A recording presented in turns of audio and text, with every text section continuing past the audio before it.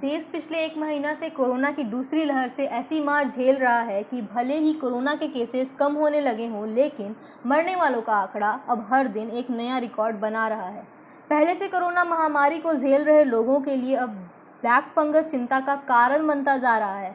इसे लेकर केंद्र सरकार की चिंताएं बढ़ गई हैं। केंद्र सरकार ने सभी राज्यों को पत्र लिखकर ब्लैक फंगस के लिए अलर्ट किया है। वहीं राजस्थान, गुजरात, हरियाणा, तेलंगाना और तमिलनाडु ने ब्लैक फंगस को पहले से ही महामारी घोषित कर दी है और अब दूसरे राज्य भी इसे लेकर सतर्क हो गए हैं। Indian council of medical research से लेकर एम्स लोगों के लिए गाइडलाइन भी जारी कर रहा है। वहीं दूसरी ओर हरियाणा सरकार ने एस्ट्रॉइड की बिक्री पर भी रोक लगा दी है। दरअसल म्यूकोमाइकोसिस यानी कि ब्लैक फंगल के संक्रमण में पैदा होने वाली बीमारी है।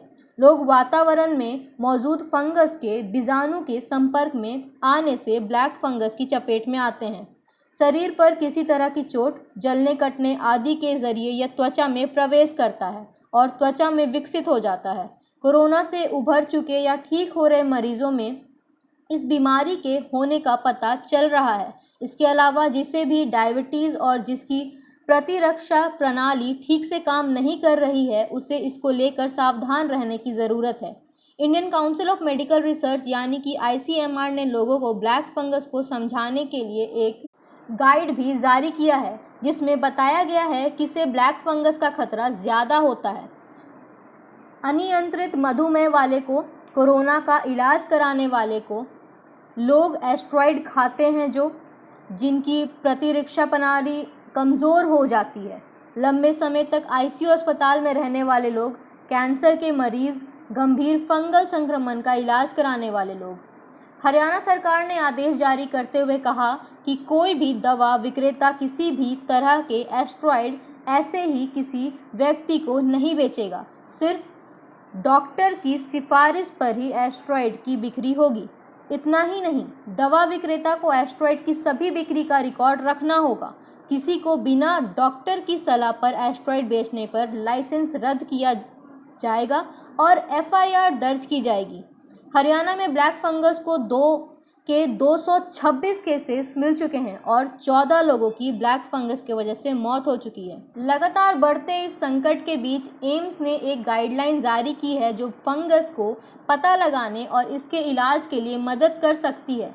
इसमें बताया गया है कि जिन मरीजों को डायबिटीज़ की बीमारी है और एस्ट्रॉइड की दवाई लेते हैं, उनको खतरा ज़्यादा है। कैंसर का इलाज यानी किसी पुरानी बीमारी से पीड़ित मरीजों में ज़्यादा रिस्क है। कोरोना से संक्रमित गंभीर मरीज जो वेंटिलेटर के ज़रिए ऑक्सीजन सपोर्ट पर हैं। ब्लैक फंगस का असर अगर लक्षण दिखता है तो आपको क्या करना चाहिए? तुरंत ENT डॉक्टर के पास जाना चाहिए। ट्रीटमेंट को हर रोज़ फॉलो करें। अगर डायबिटीज़ है तो ब्लड शुगर को मॉनिटर करते रहें और कंट्रोल करने की कोशिश करें। कोई दूसरी बीमारी हो तो उसकी दवाई लेते रहें और मॉनिटर करते रहें।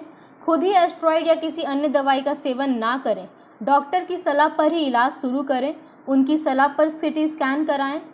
आँख, नाक की जांच जरूरी है। आपको बता दें कि देश के अलग अलग राज्यों के साथ साथ देश की राजधानी दिल्ली में भी ब्लैक फंगस के मामले बढ़ रहे हैं, जिसे देखते हुए अब सरकार जल्द ही इसे महामारी घोषित दिल्ली में भी कर सकती है।